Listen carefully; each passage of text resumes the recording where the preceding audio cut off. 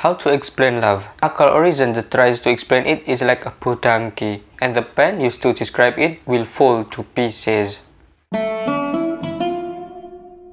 What is the lover's state? Thus asked a man. Rumi said to him, "Don't ask such questions, dear. When you are like me, you'll know for sure the moment when he calls you, you will call." In Sufism, it is known that love or mahabba or ishq is one of the spiritual stages in which one has emptied the heart of everything except the beloved.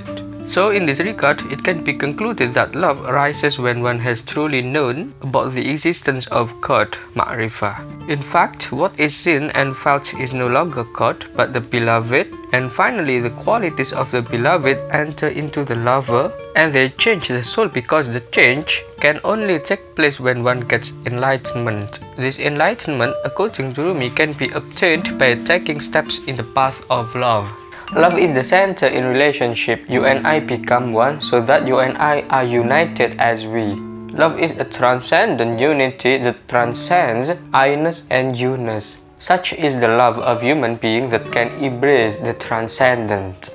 Love is something pre-eternal. Love has magnetic force. In the twinkling of an eye, it takes away the soul, then it becomes a trap for the soul bird, to whom love will offer the wine of reality. And all this is only the beginning of love. No one can touch the edge of love. Rumi often liked having a conversation with love to find out what love looks like. One night Rumi asked love, "Tell me truly, who are you?" It said, "I'm eternal life. I multiply the lovely life." Rumi said, "Oh, you who are beyond every place, where is your home?" It said, "I am together with heart's fire, and beside which I am a dyer. To me every cheek turns saffron-colored. I am a swift-footed messenger, and the lover my lean stead. I am the crimson of the tulip, the merchandiser's worth. I am the sweetness of lament, the unveiler of all that is veiled."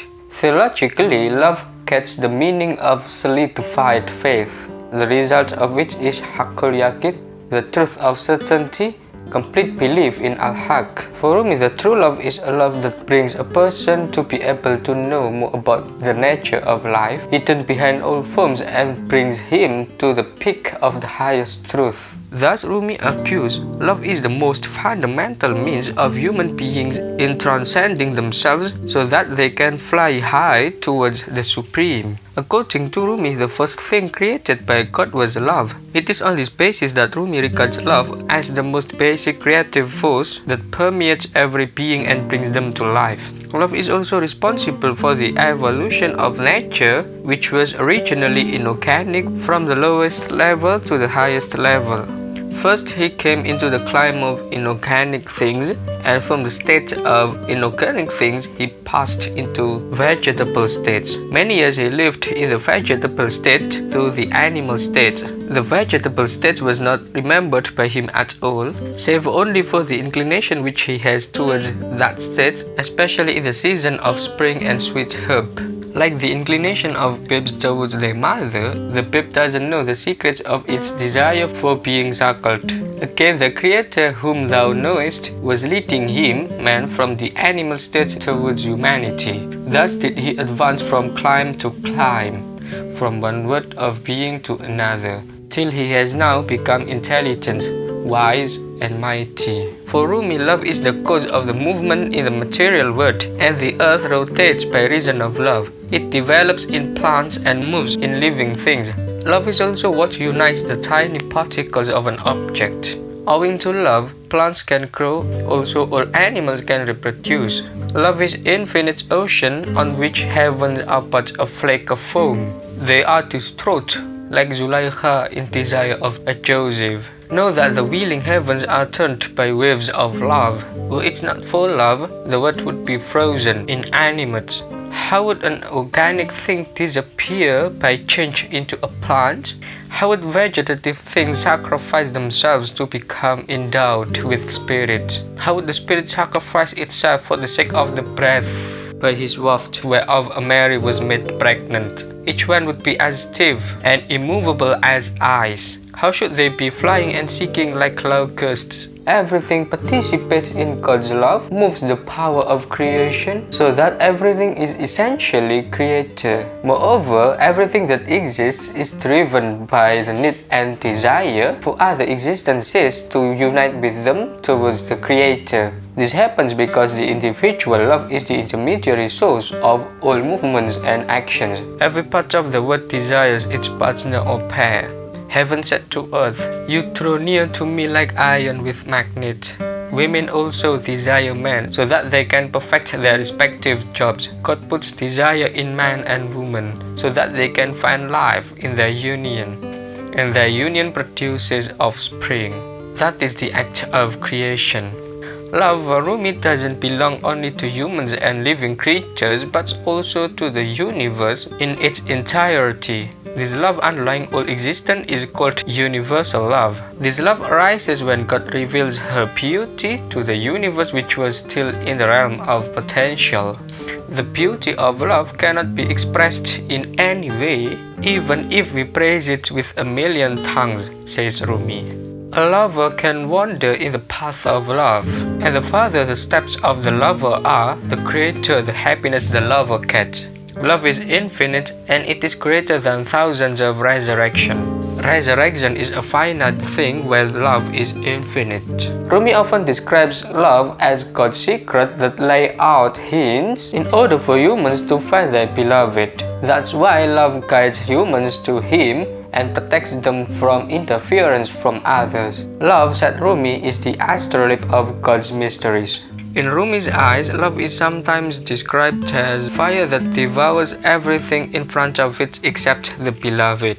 Therefore, the divine love can keep us away from shirk and elevate us to the highest level of Tawheed or unity. According to Rumi, love is a pair of wings that can fly humans who carry heavy loads into the sky, and from the depth lift them to the height, from the earth to the sky. When love sets foot on a mountain, then the mountain will rejoice and dance joyfully. Love is an illness, but it can free the sufferer from all kinds of illnesses. If one gets this illness, then he will not get another illness, because his spiritual state has become healthy. Rumi said, "Love is an illness. The pain of love is what opens the veil of a lover's desire. No illness is more painful than the sorrow of this love. Reason or akal will be in vain. Even flounder to explain what love is, like a donkey in the mud. Love is light for the lover himself. Doesn't the sun itself declare itself the sun? Pay attention to it. The whole hill you're looking for is there." Love is an antidote to arrogance and egoism, as well as a cure for all shortcomings. Only those clothed in love are completely selfless. In essence, love is the only transformative consciousness. In his poem, Rumi sings, "Through love, thorns becomes roses, and through love, vinegar becomes sweet wine. Through love, the stake becomes a thorn. Through love, the rivers of fortune seems good fortune. Through love, prison looks like a rose of power. Through love, a crate full of ashes looks like a garden. Through love, burning fire is pleasing light. Through love, the devil becomes a houri. Through love, the hot stone becomes soft as butter. Through love, grief becomes joy. Through love, the ghouls turn into angels. Through love, stings are as honey. Through love, lions are harmless as mice. Through love, sickness is as health. Through love, wrath is mercy. Love is like an ocean that has no shore, even though its waves consist of blood and fire. As a lover, he must swim there, like fish that are having fun. No matter how much the fish drink the water in the ocean, the water will by no means decrease, because in ocean, everything begins and ends. Love can also be interpreted to be swift river flows, so that it cleans everything. Hence, love really longs for dirty souls, so that love can clean the stains in them. Love can appear as a feminine force, because she is a mother who gives birth to humans. Love is the pre-eternal Mary. Love is wine that is at once a drinker. And loving is like drinking poison and taking the antidote simultaneously.